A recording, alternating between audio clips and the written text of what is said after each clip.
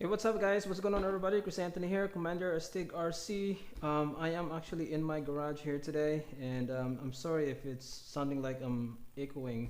That's because I closed my garage just to make sure I'm not bothering anybody while I'm filming this. It's been a while since I did a bench video here. I just thought it's a perfect opportunity to kind of give you guys a little bit of update on what I've been working on for the past couple weeks. I did post a picture on Instagram just to give you guys a little bit of hints of what I'm about to share with you guys today. And I was gonna shoot this video in my RC station, but what I'm about to show you guys is something big, and I needed a little bit of extra room to do this. So let's get right into this because there's a couple things I want to talk about and a couple things I want to point out. So here it is, guys. This is my newly completed project, my newly completed conversion, which what I call the Mojavition Project MT. So this conversion is heavily based off of the 7-scale Arrma Mojave truck, and I went ahead and fitted it with the 7-scale Arrma infraction body. And I gotta say, guys, this conversion turned out to be the biggest, obviously, and turned out to be a pretty badass looking conversion, man. And I'm really pleased of how this thing turned out. So let's start with the body. I gotta say, I'm a huge fan of the infraction truck, and to be honest with you, I almost pulled the trigger on this truck, but then I heard some rumor that Arrma is going to release an off-road 7-scale truck, so I went ahead and kind of waited a little bit. But like I said, I'm a huge fan of the infraction, especially with this body. I mean, Arrma did a really awesome job with this design.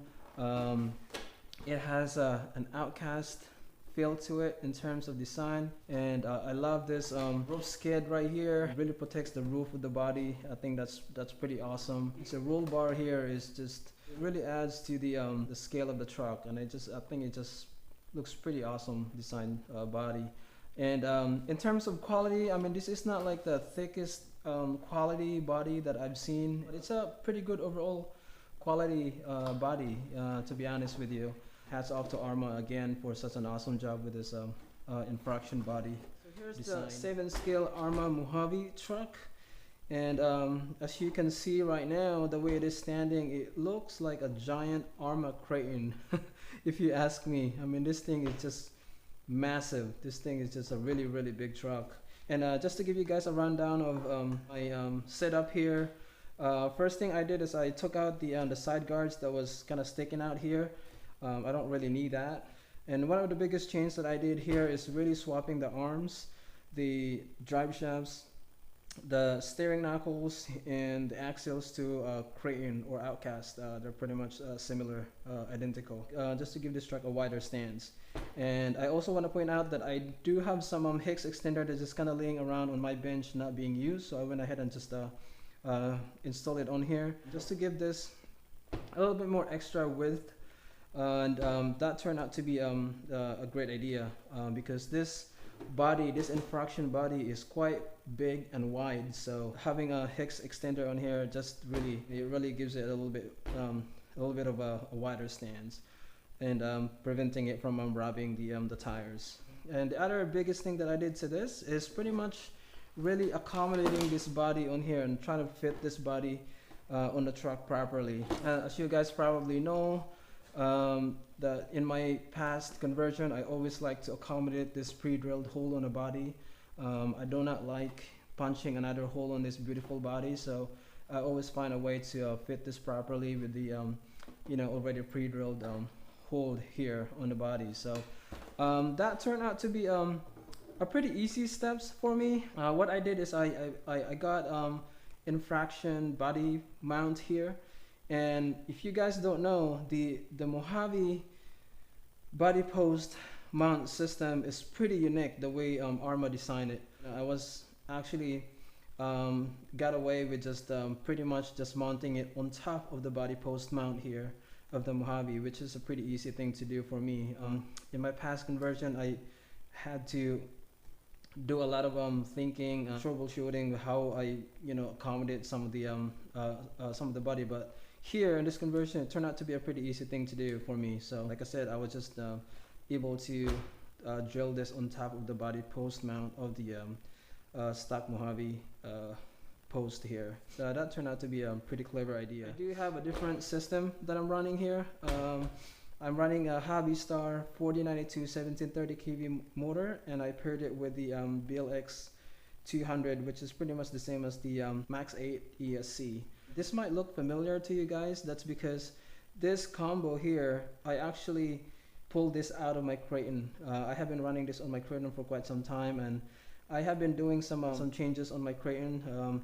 I'm actually now running a BLX 185 back to the stock system on my Creighton, and I decided to pull that, and I decided to put this on here, and I think it just makes sense. You know, this thing has plenty of torque, plenty of power. I also have a 20-tooth pinion installed here. Stock servo. This servo is not great, but they're not terrible either. I mean, they are pretty decent servo. I mean, I have this stock servo that lasted me almost a year on my V3 Italian. So like I said, they're not great, but they're not terrible. They're pretty decent servo for what it is. So in terms of other upgrade that I have on here, you guys may not know that the Mojave chassis braces are pretty much the same or identical to the V3 Italian. So I have some hot racing chassis braces on here, and I also have a aluminum servo mount on here as well. That's an upgrade, so I don't have to worry about flex on my steering. The diffs are pretty much stock. Shocks, fluid are pretty much the same. I do want to point out that this rear sway bar here are actually from the Creighton. The stock sway bar that came with the truck, for some reason it's not fitting to my setup here, so I swapped that with the Creighton. Just happened to have an extra one, so it's all good there. And the other thing I want to point out, that I pair this with the Tactic radio, because the Mojave comes with the STX2, which is a pretty terrible RTR radio. So I went ahead and I paired it with the good old, very reliable Tactic TTX300. Probably the best RTR radio out there. I have been using that radio for most of my trucks. So, and as you can see, I'm running 6S backflip tires on here. Pretty awesome tires, one of my favorite tires for bashing. And yeah, that turned out to be a pretty good setup here. And I also did some trimming on this body quite a bit, especially in the front, to make sure that, you know, it doesn't rub on the tires, and that turned out to be pretty good, not too bad. Also want to point out that I did trim the front bumper here carefully, because it was quite wide, so, and it was kind of hitting the tires, so I went ahead and trimmed it a little bit, and that turned out to be pretty good, man. I'm really pleased of how this thing turned out. Alright, so here's a side-by-side comparison with my Yeti XL. So as you can see, they are pretty massive trucks, man. This conversion right here is a pretty big truck. So now my Yeti XL is not the only giant truck. Now I have 2 giant truck in my arsenal, so as you can see. Alright, so there you have it, guys. That's my Mojavition Project MT conversion. This thing turned out to be a pretty sweet conversion. Pretty badass looking truck so far, so I will have a running video of this pretty soon. Here's a shot from the back. There's my nuts right here. If you guys probably remember, I posted a picture of this on Instagram. Like I said, man, this thing turned out to be a pretty awesome conversion, and I cannot wait to take this thing out there and give this a good old bash.